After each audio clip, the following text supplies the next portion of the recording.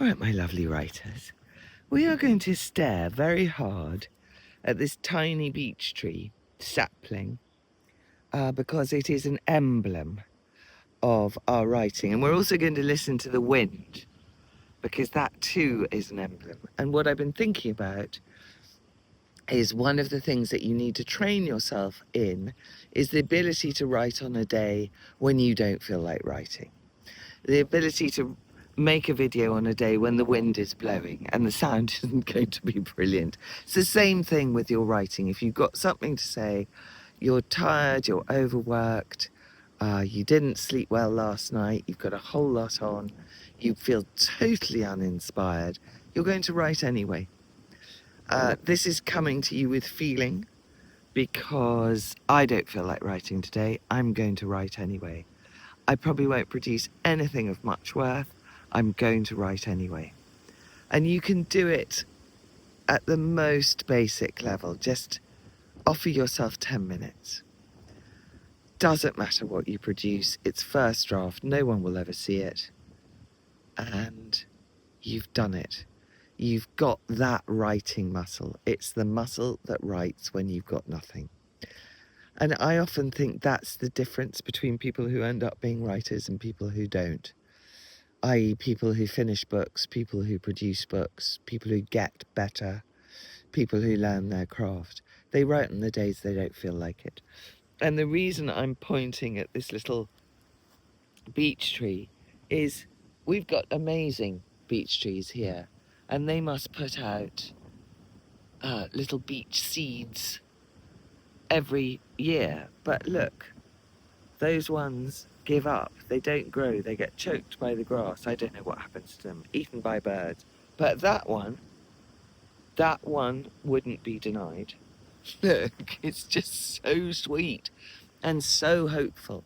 And that's what we want to be like as writers. We want to be that little beech tree that could. This mindset makes such a difference to your writing life. I see so many people on the writing groups, the big writing groups, where they almost feel that everything should be easy and it should be handed to them on a plate. And, they want their books read after 2 drafts. And I think, no, it doesn't work like that. You have to do many drafts. You might write 2 books which are absolute rubbish before you write one that's good enough to be published.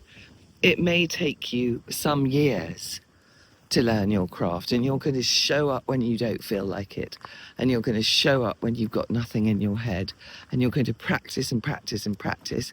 And I know I sound like a mad old great aunt, and that's because I am a mad old great aunt. But if I can give you this gift for you to really understand in your bones that this is how you become a writer, that's how you become the little beech tree that grows in the long grass, that's how you walk into the wind and speak into the wind, then I will have done my job. Oh my goodness, these dogs are pulling. Sydney, Sydney the rescue lurcher. Come on, my boys. Come on, give me a break. Oh my goodness.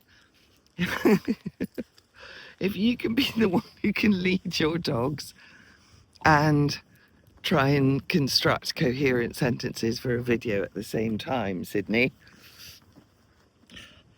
if you will persevere, you will get as good as you need to get and as you want to get. It's just practice, practice, practice. Out in all weathers, at your desk, on the muddiest day, and I mean the day when you've got mud in your brain. That's the difference between you and the person in later life who says, oh, I wish I'd written that book. There's no magic beans. No one's coming to save you. I'm going to say this sounds very ruthless, doesn't it? You're entitled to nothing. None of us is. But we will find rewards if we work hard. Doesn't mean you'll have a bestseller. Lots of grifters have bestsellers. Does mean you'll write something that you're really proud of. And in a way, that's the point. Write something beautiful. Write something that makes your heart sing. Write something so that you look back and say, yeah, damn it, I did work hard. I did learn my craft. I did walk into the wind. And I produced that, and I'm glad.